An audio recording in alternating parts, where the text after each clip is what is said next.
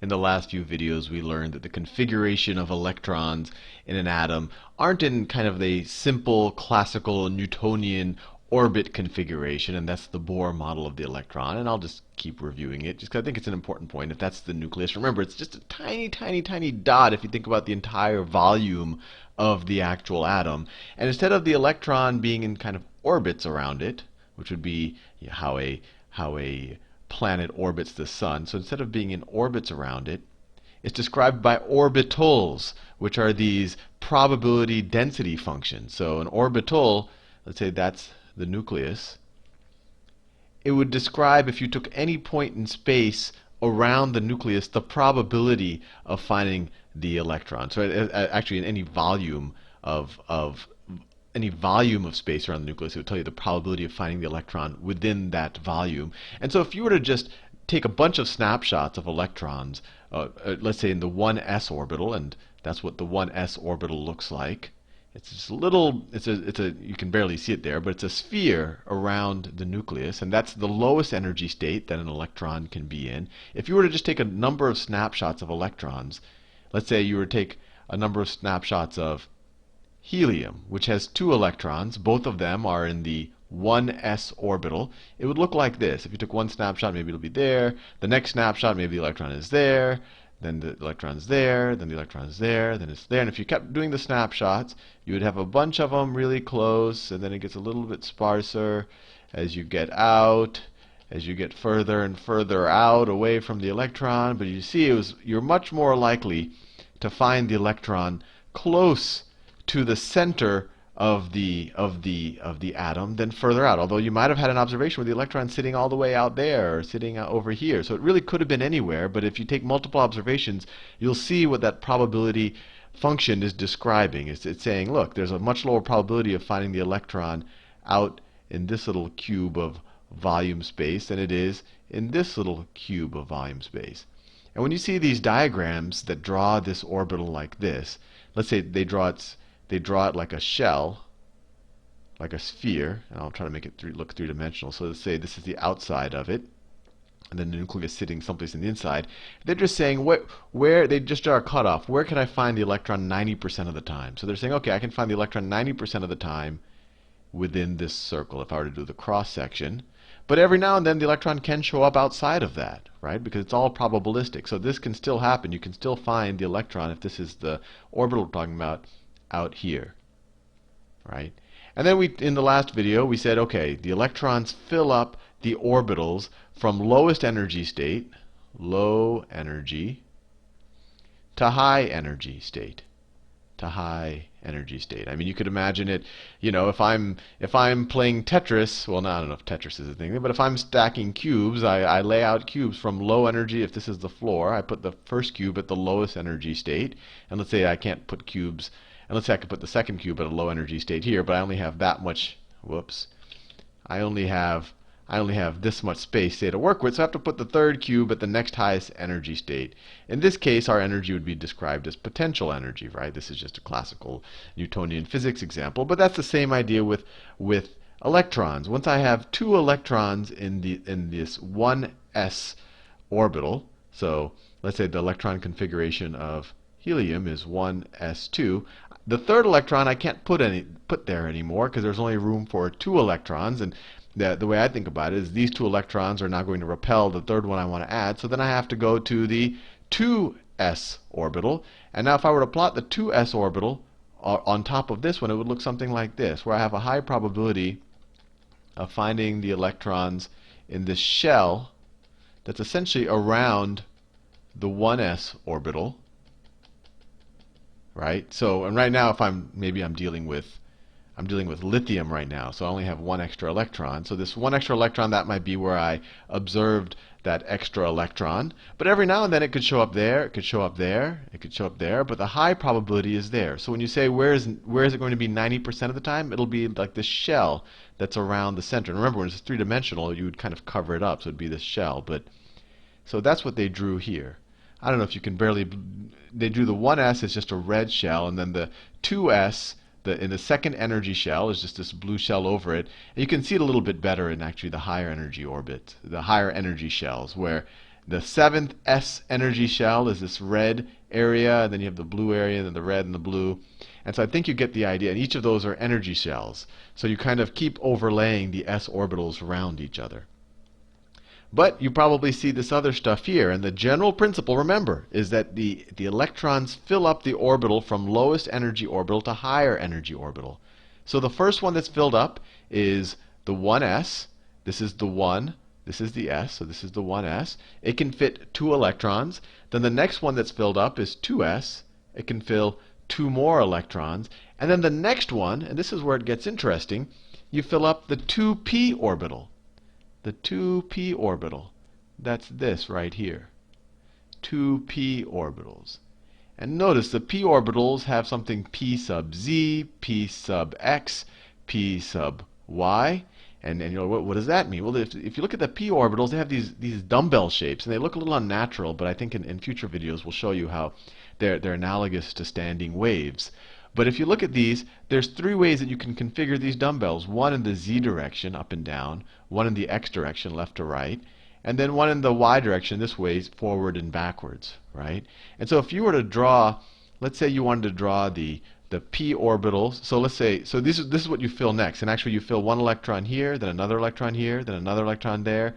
Then you fill another electron, and we'll talk about spin and things like that in the future, but there, and there, and that's actually called Hund's rule. But maybe I'll do a whole video on Hund's rule, but that's not relevant to a first-year chemistry lecture.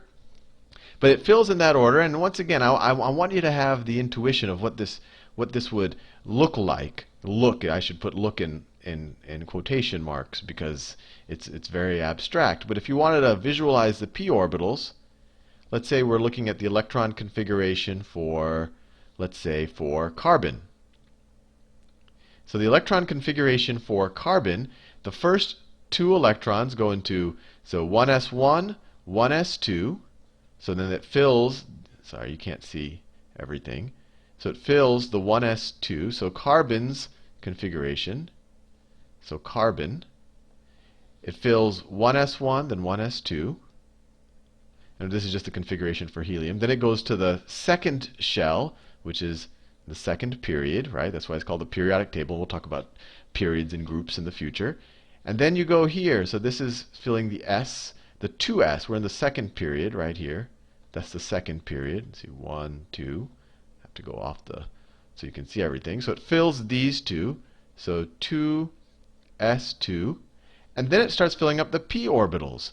So then it starts filling 1p and then 2p. So, and we're still in the second shell. So 2s2, 2p2. So the question is, what would this look like if we just wanted to visualize this orbital right here, the p orbitals? So we have 2 electrons. So 1 electron is going to be in the, let's say if this is, I'll try to draw some axes. That's too thin. So if I draw it in a 3-dimensional volume kind of axes, if I were to make a bunch of observations of, say, one of the electrons in the p orbitals, let's say in the pz dimension, sometimes it might be here, sometimes it might be there, sometimes it might be there, sometimes, and then if you keep taking a bunch of observations, you're going to have something that looks like this bell shape, this barbell shape right there. And then for the other electron that's maybe in the x direction, you make a bunch of observations. Let me do it in a noticeably different color. It'll look like this. You take a bunch of observations, say, wow, you know, it's a lot more likely to find that electron in kind of the dumbbell, in that dumbbell shape. But you could find it out there. You could find it there. You could find it there. This is just a probability, much higher probability of finding it in here than out here. And that's the way, that's the best way I can think of to visualize it. Now, what we were doing here, this is called an electron configuration. And the way to do it, and there's multiple ways that are taught in chemistry class, but the way I like to do it is you take the periodic table and you say, okay, these groups, and when I say groups, I mean the columns, these are going to fill S, the S subshell, or the S orbitals. These over here are going, you can just write S up here, just right there. These over here are going to fill the p orbitals. Actually, let me take helium out of the picture. The p orbitals. Let me just do that. Let me take helium out of the picture. These take the p orbitals. And actually, for the sake of figuring out these, you should take helium and throw it right over there. Right? The periodic table is just a way to organize things so it makes sense, but in terms of trying to figure out orbitals, you could take helium. Let me do that. The magic of computers. Cut it out, and then let me paste it right over there. Right? And now you see that helium, you get 1s, then you get 2s. So helium's configuration is, you get 1s1, then 1s2. We're in the first energy shell. Right? So the configuration of hydrogen, is 1s1. You only have one electron in the s subshell of the first energy shell. The configuration of helium is 1s2.